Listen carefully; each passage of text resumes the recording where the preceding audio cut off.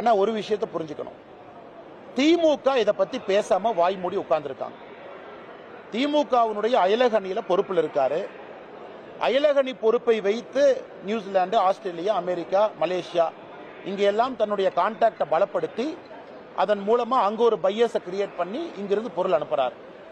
இது எல்லாம் நடக்கும் பொழுது திமுக வாய் திறக்கல. உதயநிதி ஸ்டாலின் ட்வீட்டை டெலீட் பண்ணிட்டார். தப்பு சுப்புன்னு இருக்கிறாங்க, மாட்டிக்குவான். இன்னைக்கு பலிகடாவாக டிஜிபியை கொண்டாந்து முன்னாடி நிறுத்திட்டாங்க. இன்னைக்கு டிஜிபி அவர்களுடைய பத்திரிகையாளர் சந்திப்பை நேற்று பார்க்கும் பொழுது மாநில அரசு டிஜிபியை பலி கொடுத்துடலாம், பலிகடாவா நிறுத்திடலாம் நிறுத்துறாங்க.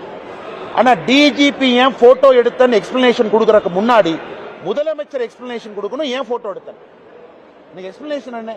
மக்களால் தேர்ந்தெடுக்கப்பட்ட முதலமைச்சர் நீங்க போட்டோ எடுத்தீங்க, டிஜிபி கூட ஏன் போட்டோ எடுத்தாருங்க ரெண்டாவது பேச்சுக்கண்ணா. யாரோ ஜாயின்ட் கமிஷனர் கூட்டிட்டு போவாங்க, வந்து நிப்பாங்க, சிசிடிவி கொடுத்தாங்க, போட்டோ எடுத்தவர் எக்ஸ்பிளனேஷன் கொடுத்திருக்காரு. தப்பா சரியா அடுத்ததுங்கண்ணா.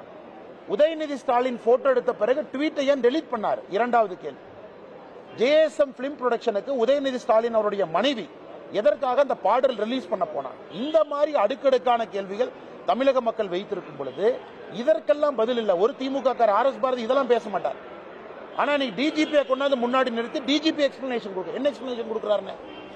இல்ல இல்ல, என்சிபி கொடுத்த அந்த ட்ரக்ஸினுடைய வேல்யூ கொஞ்சம் அதிகமா இருக்கு, வேல்யூ கொஞ்சம் குறைச்சிருக்கணும், அவங்க 1 கோடின்னு சொல்றாங்க. இது டிஜிபி பேசுற பேச்சாங்கன்னா? தமிழ்நாட்டில் பள்ளி கல்வி நடத்தக்கூடிய கல்லூரி, பள்ளி கல்வி கல்லூரி எல்லா இடத்துலையும் அந்தந்த அமைச்சரவை மூலமாக, அமைச்சகம் மூலமாக என்ன வேலை செஞ்சிருக்கீங்க? ரோட்டரி கிளப், லைன்ஸ் கிளப் எல்லாம் பயன்படுத்தி இருக்கீங்களா? ட்ரக் அவேர்னஸ் எப்படி நடத்துறீங்க? முதலமைச்சர் எவ்வளவு சீரியஸா இருக்காங்க? இதெல்லாம் தான் இன்னைக்கு நாங்கள் எதிர்பார்க்கின்றோமோ தவிர ஒரு டிஜிபி வந்து உட்கார்ந்துக்கிட்டு உப்புச்சப்பு இல்லாத கேமரா பொறுத்துனாங்க, நான் திரும்ப கொடுத்துட்டேன், இந்த ட்ரக்ஸினுடைய வேல்யூ கொஞ்சம் குறைச்சல், என்சிபி அதிகமா போட்டாங்க, அதனால் டிஜிபி அவர்களை பலிகடா கொடுப்பதற்கு மாநில அரசு தயாராக இருப்பது மட்டும்தான் டிஜிபி அவருடைய பத்திரிகையாளர் சந்திப்பில்